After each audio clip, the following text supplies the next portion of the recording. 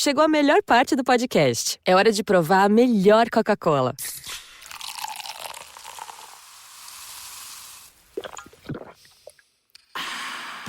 A Coca-Cola sem açúcar. O sabor irresistível da Coca-Cola, sem açúcar e igualmente refrescante. Coca-Cola sem açúcar. A melhor escolha. What is Cafe Mocha? Cafe Mocha is experts, celebrities. What's up? This is Bell Biv DeVoe. Yours truly, Idris Elba. This is Fantasia. This is Invo. This is India Ari. So much more. All from a woman's perspective. What flavor are you, baby? This is Cafe Mocha. It's Cafe Mocha on KBLA Talk 1580. I'm Angelique. This weekend, Yo-Yo and Tevin Campbell reminisce on the old days. We've got prima ballerina Misty Copeland. But we start the show in Cincinnati at the Black Music Walk of Fame. When you think about the birth and origin of black music, you might think about Detroit, Motown, Memphis for the blues, maybe DC for some go-go. What most people don't necessarily think about is Cincinnati. One woman is trying to change that. She spearheaded the Cincinnati Black Music Walk of Fame.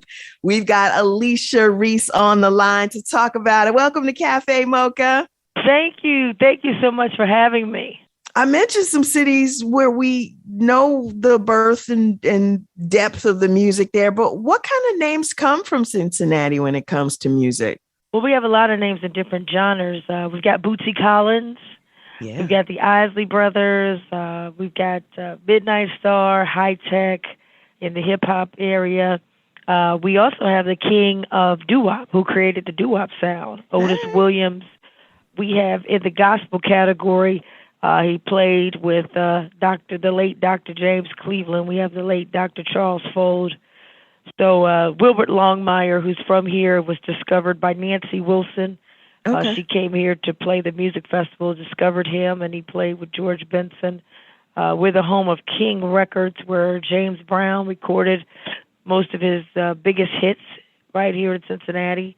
Okay. So we have a long history. L.A. Reid is from here, who was in a group called The Deal. We know who L.A. Reid is. Yes. A lot has come from here. He shaped R&B. He and Babyface shaped R&B in the 80s and 90s. A little group called The Deal. But, like we had Jimmy Jam and Terry Lewis and Morris Day on talking about the Minneapolis scene. We've seen tons of movies talking about the music scene in Detroit. Looking back 20 or 30 or 50 years ago, what was the vibe musically in Cincinnati? Was it like that where there were like these geniuses just in bars jamming? I think that we had a lot of that. We created, we were right there with, Cincinnati, Dayton, Ohio, Southwest Ohio. We had that funk sound. Mm-hmm. And even when you look back at history, Prince got done with a concert in a whole nother city and drove to Cincinnati to get in the recording studio here because we just had that funk sound. We created a lot of sounds. Right up the street in Hamilton, Ohio, you have Roger Troutman and the synthesizer sound that you hear a lot of. So, through his group Zap. So we created a lot of different sounds. Like I mentioned earlier, Otis Williams and the Charms is going back that far. He created the doo-wop sound, and that went on, across the country. So there's a lot of sounds that we created right here. High Tech on the hip-hop world, whose work with Snoop Dogg, and one of Anderson .Paak's biggest hits, he has that high-tech sound. And so I think one of the things that we're known for is creating kind of new sounds, new trends. And what happens is usually the artists, they leave here and they blow up, and people, don't know that sound came from someone from this area down here in Cincinnati, Ohio. Gotcha. Cincinnati's cracking is what you're trying to tell us. Oh, yeah. I mean, a lot of competition, a lot of band competitions. I mean, the bands would just go at it. And for me, I grew up in music. I wouldn't be here without black music. My mother lived what they call area called the Projects. A lot of people came from an area called the West End. And, singing was kind of like just all they used to do on the front porch and, creating the harmonies. And her idol was, Aretha Franklin.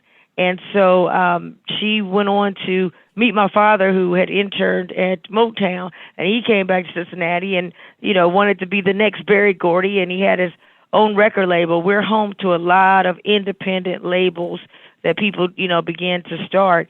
And so he started on record label, SR Steve Reese Productions, met my mother and recorded her self-titled album, and she performed on national TV and around the country, and then they got married. And they had me. And so a lot of the artists, black artists, I grew up with, seeing them, and they were friends with them, or they were around the studio. And that's why I wanted to have a Black Music Walk of Fame, Buzz, because I said, wait a minute, these stories can't just live in my head. Right. We have to put them somewhere, so when I'm gone, when I leave the earth, the stories don't leave with me. They stay here, because these are people who had dreams and, were the diamonds in the rough and invested their own money and created new sounds.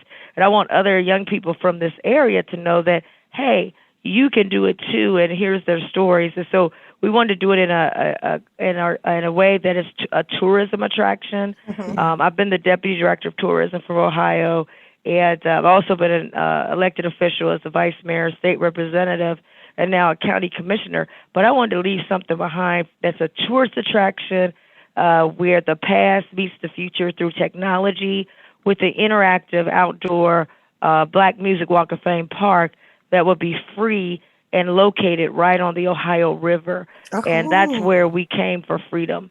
And that's where many blacks lived until they moved them out to the projects called the West End.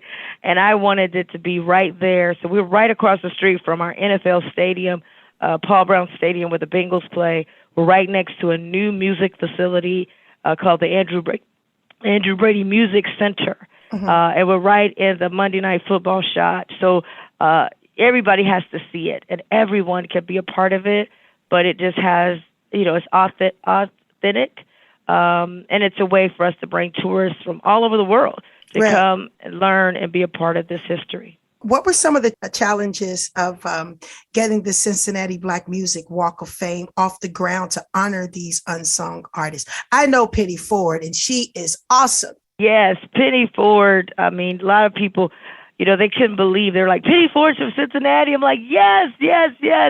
Penny Ford is our first female inductee to go in, and it's going to be built for 200 inductees, and we do 4 years, so we got over 50 years. The biggest thing, I think, was that it's just never been done before. That was the hardest thing. The second thing, there hadn't been anything in a permanent way honoring Black musicians, artists, songwriters, producers. And it's like, wait a minute. And we're doing it on the most prime piece of property, probably in Southwest Ohio. That's then what I wanted love. To be. So whenever we watch Monday Night Football and the Bengals are playing, we're going to see the bits of the Walk of Fame? Yes, you'll see the Black Music Walk of Fame. We're prime time. Cafe Mocha on the line. She's a principal dancer with the American Ballet Theater, the first Black prima ballerina ever for the company. Misty Copeland has been using her platform to inspire, uplift, teach young girls body positivity and self-love. She's back with a new book called The Wind at My Back, Resilience, Grace, and Other Gifts from My Mentor, Raven Wilkinson. On the line, Ms. Misty Copeland. Thank you. Welcome back to Cafe Mocha. Hello, it's so nice to talk to you. First of all, okay, we got to stop all the formalities because Misty is my girl. Okay, when I asked her, she did the proper setup. Yeah, I know you did the proper setup. The principal dancer, and it's like no, Misty. When I asked her to come on when we had the reel, she, was like. Of course. And she did her performance of the Nutcracker with the American Ballet Theater. And I was just so enamored. And I was just like, oh, my God, she's actually going to come on the show. And when I say I boo-hooed so bad, Misty remembers, I was just so happy and I was just so proud of her. And I'm just like, thank you so much. So I always, whenever she's in town, I go see her dance and perform, and the things that she is doing for the culture in ballet for Black women and people of color in general is just great. So welcome back to the show. Thank you, Lonnie. That means so much to me, and you've been such an amazing supporter. And so I'm gonna jump when you say jump. Okay.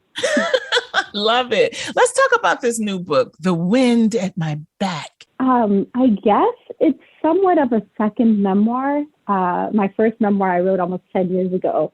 But, it was important for me to be able to tell my story in conjunction really with someone who changed the course of my life and career.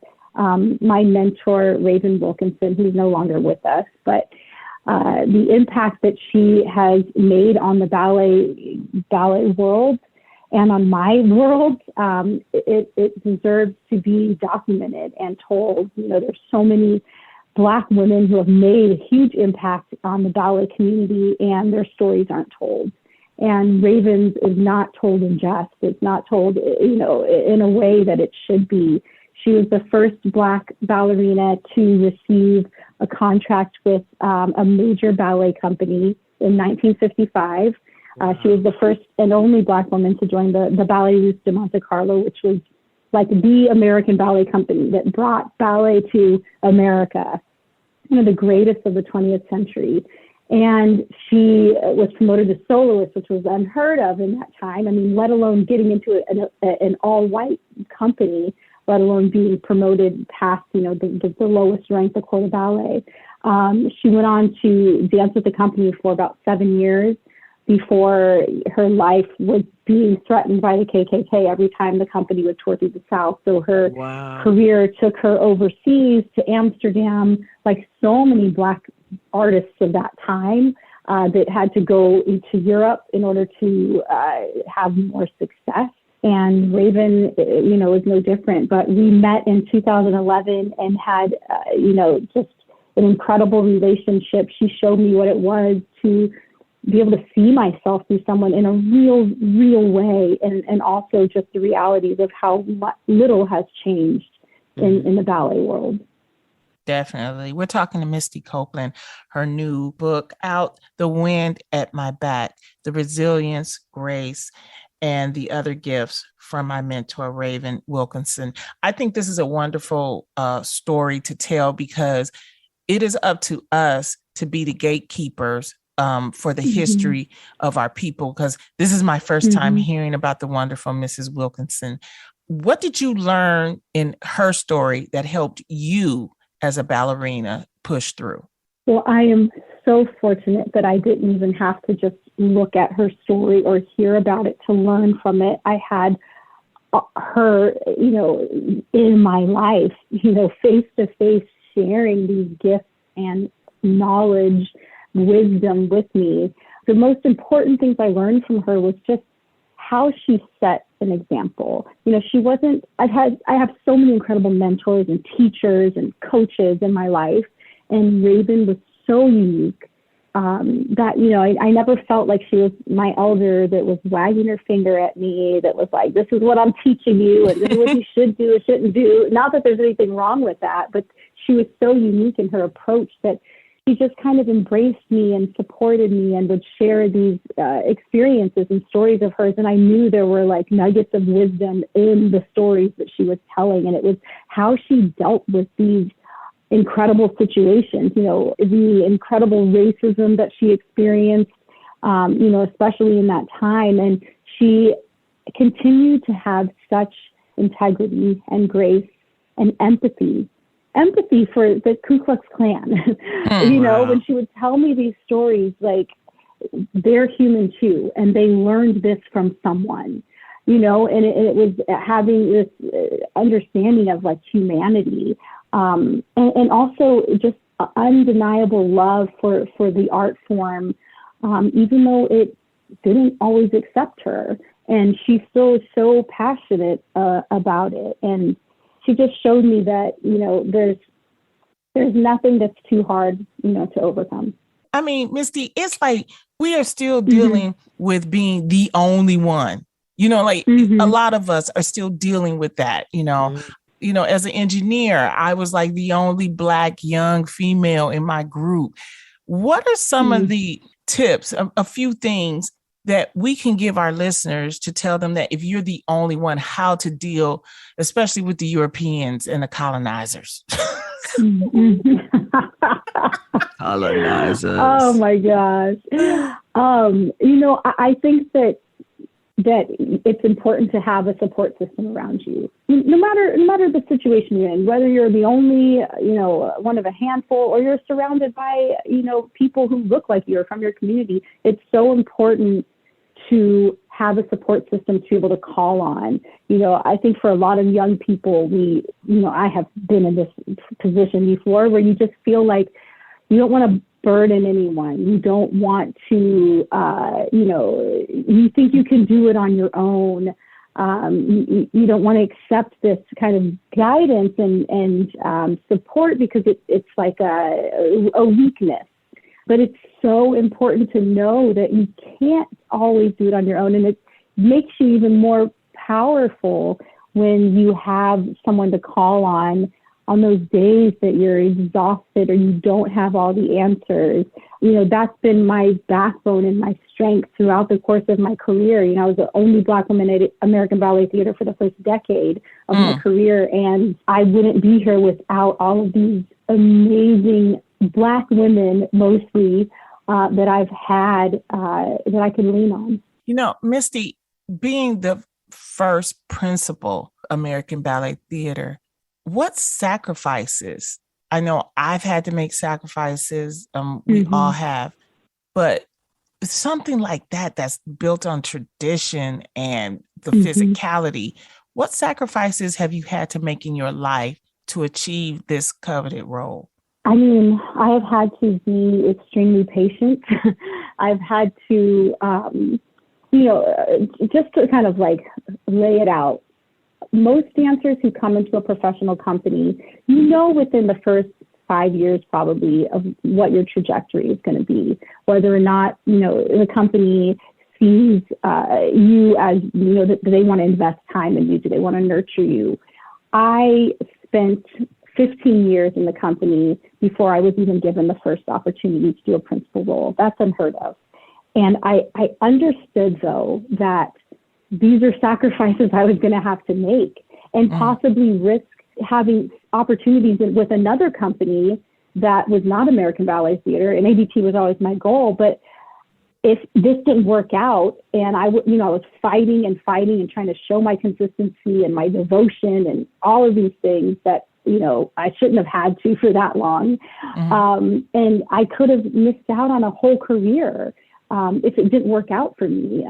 Just having to make sure that I was as perfect as I could possibly be day in and day out. You know, I wasn't strolling into rehearsal class late. I didn't have my hair messy. I wasn't wearing a bunch of junky warm-up clothes. Like, you know, all the things that you do as a professional, and over time things slip. Like, I didn't have those liberties.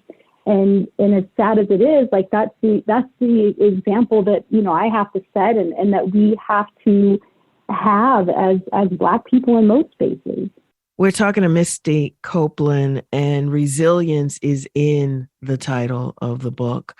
I mean, where does that come from? Did you just have that bone, or was it developed over time? And has it worn down? I think that it definitely came from my mom, from watching my mom persevere.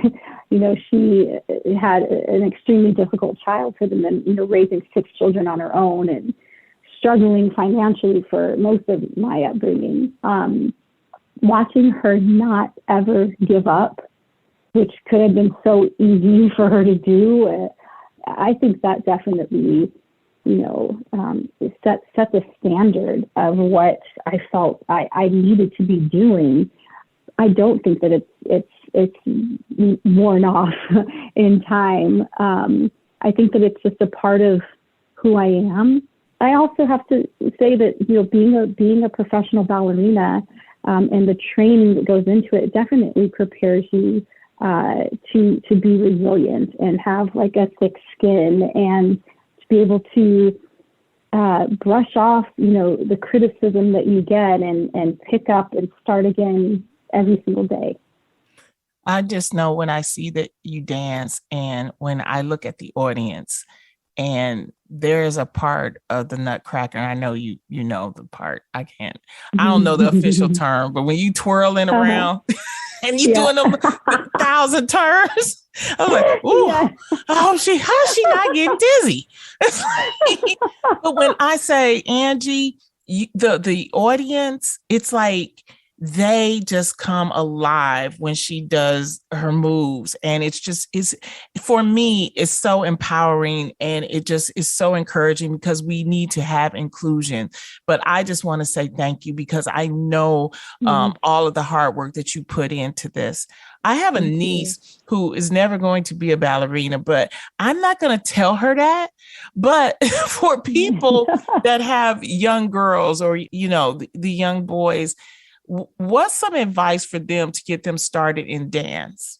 I think it's important, especially for children of color, that the parents are involved and invested as well. That you find a studio or community center, whatever it is, where dance is being offered, and you see teachers that reflect these students and your children. Ballet is a hard enough thing to be a part of, and you want to have all the support you can get. And what I would say to young people is to, as cliche as it sounds, is just to not compare yourself to other people next to you. It's so powerful, and especially this day and age with social media and wanting to look like people you see that you follow or, come onto your feed. It's so much more powerful to be an individual and to be uniquely yourself. That's something that Prince would say to me over and over again, in our time working together. It was like, when I would say I feel so lonely and I'm isolated, I'm the only one. And he was like, well, what's wrong with that? You know how many people want to stand out and be different and be unique? And I was like, oh, I never really looked at it that way. There's such power in being yourself. Yes, definitely. What's next for you? How long are you going to be a professional? Will you retire? You never retire? Are you going to teach? What's your future? I'm so fortunate that I've been able to build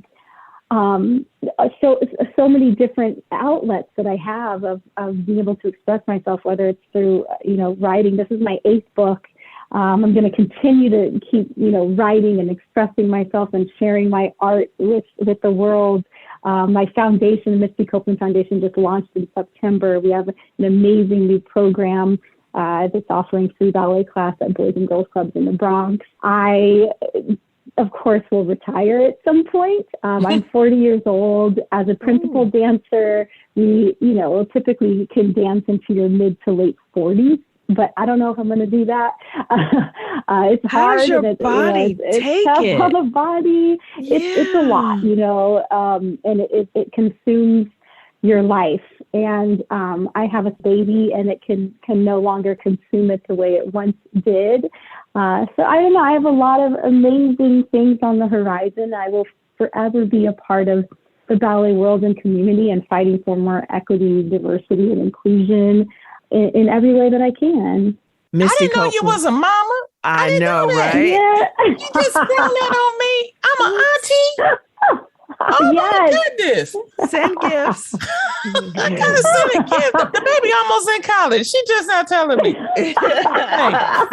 Oh, I'm so happy. This has made my day. This has made my day. Well, continue to dance. As long as you are dancing, I'm going to be there in the audience. She is just phenomenal. And thank you for all that you do again. And thank you for spending some time with us, Misty. Hug Jackson for me.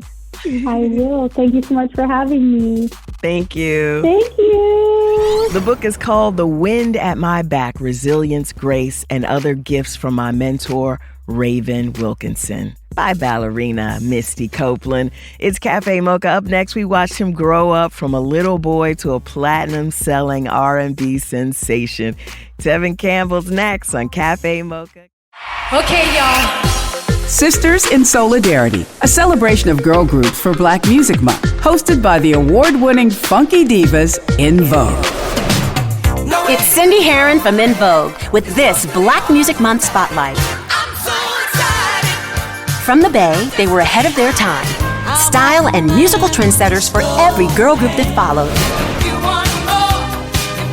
With 3 Grammy Awards and 2 American Music Awards, they were one of the first girl groups to have a star on the Hollywood Walk of Fame.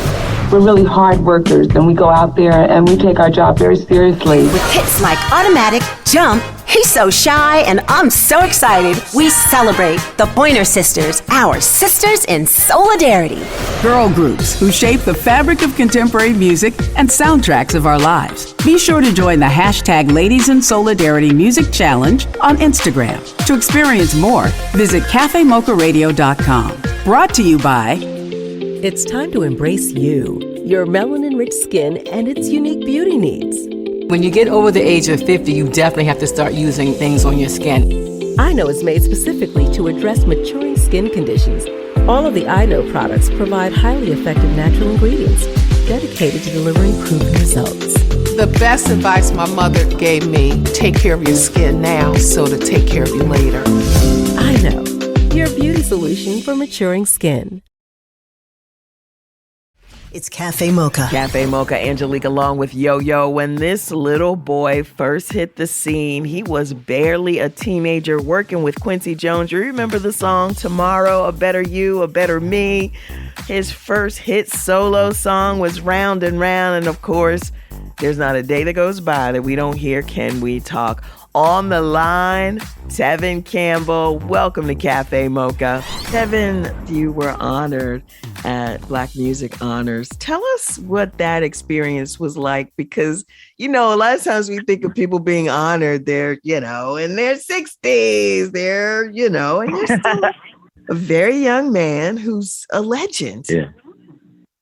No, yeah, it was great. It was a night to remember. I had never been honored before, so it was my first time. And it was, yeah, it just felt amazing. And I'm at a point in my life where I am actually embracing everything that I've done. So it was perfect. And I was glad I didn't have to sing that night. I don't think I could have done it. I was so nervous to speak and all of that. But man, what a night. What a night. Yeah, it was great. I mean, do you realize the impact that you've had? I mean, I don't think I don't think there's a day that I turn on a radio station and go through R&B stations or stations from the 90s where you don't hear Can We Talk? Do you understand how many babies were conceived to that song? Are you just blocking it out? You don't want to think about it? No, that's one of the biggest mistakes I made in my life. I think when I stepped away, I didn't realize the impact, and I didn't really start realizing it until maybe a couple of years ago. So I had blocked all of that out. But I do now, and it's a beautiful thing. I've learned to accept it and embrace it, and it's actually quite amazing. It's an amazing. I'm sorry, Yo-Yo, but I have to ask the follow-up question of why did you block it out? I mean, I know that the record industry is brutal. Yo-Yo knows personally. I was right alongside of him, so I get it. I was going to ask that too. I'm so interested to know, because, you know, we don't hear from the artists. So I'm interested to know. I did a lot of blocking myself, Tevin. Tell me your story. Oh, you know the business, and you know, when you're a kid and going through all that, it's just different. My world was just work. That's what it was for me. But, you know, when I left the business, I was actually happy to be away from the business, because it was a chance for me to sort of, I had no idea who I was, or all I knew was work. All I knew was singing in the studio. That's all I knew. So when I stepped away, I was kind of free, but I didn't really know. It's sort of hard to explain. I became sort of a young man in the business, but when I left it, I didn't really know how to be a grown man out of the business. I guess if that's what I'm trying to say. I had a lot to learn. You get pulled in, and it's almost like you really don't know who you are. You're trusting so many people. You have record executives, you have regional reps, you have managers, accountants, business managers. You have all these people around you. And as a young kid, it's a young artist, is almost like a young actor. It's that same type of mentality. So I definitely get it. What made you? I know you do. When did you realize? I mean, you said just a couple of years you realized that who you were. I mean, what were you doing from then to now? Well, I knew who I was. But, I just didn't really. I think social media had a lot to do with that. I think I woke up one day and I was trending because people were just sharing their love for Tevin Campbell. I thought that was just amazing, So back in the 90s, we didn't have that. Right. So social media definitely gave me access to that information. That helped me realize my impact back in the 90s. Because like I said, I was too busy working. And as a kid, you don't really realize it. But yeah, that is kind of a long time to block it out. I don't really know the answer to it. I just know that I definitely know social media had a lot to do with that. And, I think I had to sort of find myself and live in my truth in order to embrace everything that I've done. So I just started doing that the last couple of years. It's just a beautiful thing, I don't know exactly, other than social media. I think that probably was the primary thing that got me to start doing that, to embrace my impact. Talking about living within your truth, were you surprised about the Can We Talk challenge and how well it did? Did you feel the love? Were you and Tank already cool? I mean, did you discover any artists, from the challenge? Tell me about that moment. Me and Tank definitely, we cool. Yeah, I met Tank a couple of years ago. We did a show together. And I, ran into him a couple of times throughout the year. So we cool. I had no idea. I woke up one day and this was going on, man. It was amazing. It was overwhelming. I had never, wow. I can't even put it into words. I can't wait to see. I'm sorry. Can you explain for people who don't know what the challenge is? Can you explain what it is, please? The Can We Talk challenge. I mean, everybody was, I think Tank started it. Mm-hmm. And he just had all these people singing it, and who can sing it better? Everybody was doing it, actors and singers, and man, oh man, and it went on for months. It didn't go on for days or weeks. It went on for months, and it was just wow. And I think that really, and I always kind of knew like Can We Talk is. My most popular song, but that challenge sort of just it engraved it in my heart that Can We Talk is a beast. So no, that challenge was amazing. That really just I felt that. I felt the love on that. That was great. We're talking to Tevin Campbell.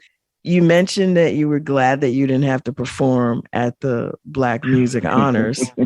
Are you ready? Do you feel ready to get back out on that stage and, do your thing? Oh, no, yeah. No, I'm definitely ready. It's the TV stuff that gets me nervous, and the cameras and everything. Okay. Oh, no, but I love being on the stage. And the thing about that is back in the 90s, I didn't really go on tour. I think I did one tour. Really? With Boyz II Men and Babyface, yeah. And it was my Christmas break. So it was like 3 weeks. My mom did not like me on the road. She didn't like me out of school. So it's fun doing it now, and it's fun singing the songs in the same key because a lot of people come in, they're like, it's been a while. I said, can this still hit the notes, and to see the look on their face. But, I just love singing. I've always loved singing. And I'm very comfortable on the stage. Here's your dose of espresso. Strong, hot news now. This is The Espresso. I'm Angelique. Tennessee State Representative Justin Jones was just expelled and voted back into the House of Representatives. He says Republicans are trying to silence him. They try and limit discussion. They try and limit what we can advocate for because they're afraid that it will hold up a mirror to their false power. And they told me that, basically that I'm uppity, that, that you need to humble yourself. I said, I'm not coming here as an intern. I'm coming here as a legislator, a colleague, an equal. After weeks of controversy over college basketball champ Angel Reese, things are finally calming down. She's ready to go to the White House. And I know my team probably wants to go for sure. And my coach is supportive of that. So I'm going to do what's best for the team. And if they would like to go and we decide on we're going to go, then we're going to go. And in theaters this weekend, Sweetwater, the story of the first black player to sign an NBA contract and change the game. It's what he brought to the game that really set him apart. I mean, he was innovative, the creativity, the style, the flair. He brought that game, that freedom that we love watching today. Dr. J's, Elgin Baylor's, Connie Hawkins. There's no Michael Jordan without Sweetwater. That's The Espresso. This is Cafe Mocha, Angelique along with Yo-Yo. Tevin Campbell is on the line. How could you give it up for so long? Were you singing in the shower? Did you like go to Europe and put on an Afro wig and pretend to be somebody else? If you love it that much, like how do you give that up? What were you doing instead? Well, I didn't love the business that much. Yeah. Singing. If I couldn't sing, I don't know what I would do. That's all I know how to do. So the business is just different. I didn't have any problem being away from the business that long. I really didn't. I did not. And I ran into a lot of people. Why did you stop making music? But what happened was 2001 was the greatest hits. That's when I left Warner Brothers. And in 2005, I got a part on Broadway. In a show called Hairspray. And I did that for 6 years. Yeah. So that was, I got to use my voice every day, eight shows a week. I was going to say a lot of times a day. Broadway's no joke. So I was always singing. My voice, that's my baby. My voice is my baby. You know what I'm saying? Right. So that was always something that I did. But I was very happy to be away from the business. So Broadway came about. That was amazing. And then, and I did sporadic shows here and there. Never anything consistent like I'm doing now. But I think everything happens for a reason. And I think that it was good for me to be away from the business. It really was. Like I said, when you're a child star, you learn a lot early, but you don't know what to do with it, Can I tell you something? I am smiling from ear to ear. I don't know if you can hear my smile, but I am so happy that I can feel your excitement. And from knowing you, it just feels so good because one of the greatest singers to ever sing, young, talented star, a major baby. And when I say that, I mean, you grew up from a major label and had to kind of wing it on your own. I want to talk about your second album. Angelique, can we go into that? Let's have fun. I want to talk about this second album. When you were 16, Prince wrote and produced, I think, 4 songs on your album. That was crazy. 4 songs. Yeah. I'm Ready. One of the songs, Break It Down, was really raunchy for a 16-year-old. You have a lyric. I'd rather do you after school like some homework. Yeah, Prince. What was your reaction to all of this? Were you shy? I was very shy. I was a very shy kid, yeah. I was being used as sort of a muse. I was a muse for a lot of all the producers I worked with, right? So Prince, Narda, they knew they had this kid that had this mature voice that could sing these ballads. Let's use him to because they were all going through marriages and all kinds of stuff at the time. So I think I was being used as muse, but no, Prince was different. I wasn't shy around Prince. No, he was he was like a big brother. So it was sort of like, because I met him when I was 12, so I'd already knew him and worked with him on Round and Round. And I did the movie Graffiti Bridge, so I was on the set. So I knew him very well already. Okay. So it wasn't like I wasn't shy around Prince, not at all. And we would drive around and listen to music, and we would, drive around Bel Air looking at houses, and I'm going to buy that next month. Okay, that was kind of cool. And he did it. He bought it the next month. He was so cool. Like it was like hanging out with a big brother. As far as the songs, I didn't care. If I liked it, I'll sing it. All of that stuff was, especially Break It Down. I didn't care. Mm-hmm.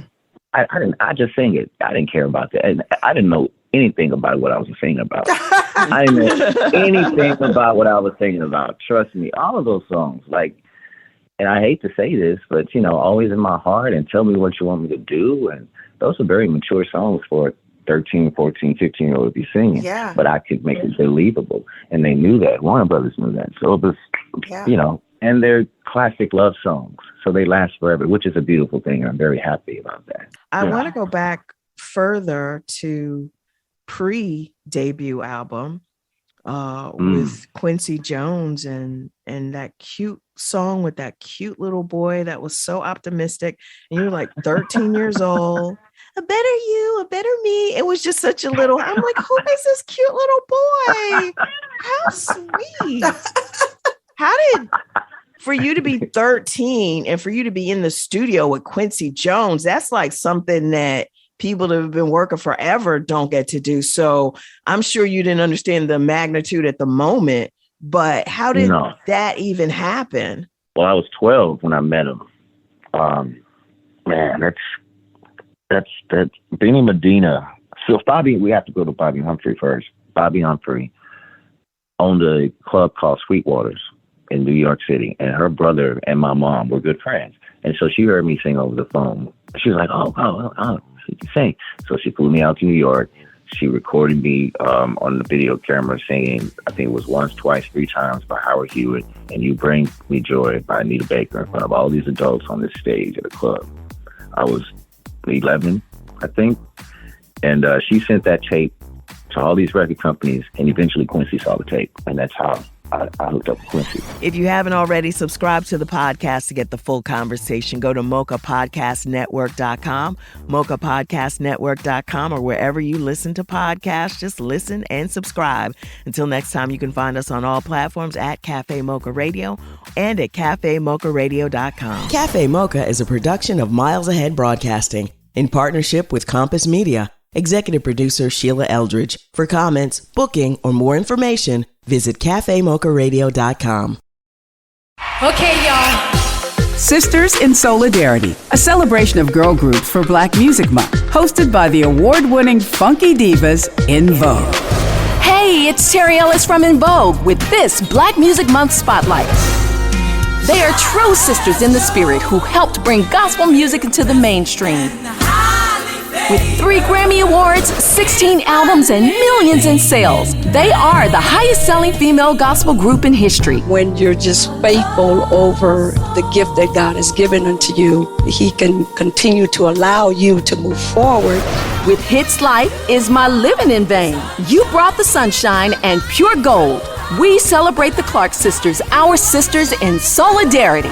Girl groups who shape the fabric of contemporary music and soundtracks of our lives. Be sure to join the hashtag Ladies in Solidarity Music Challenge on Instagram. To experience more, visit cafemocharadio.com. Brought to you by...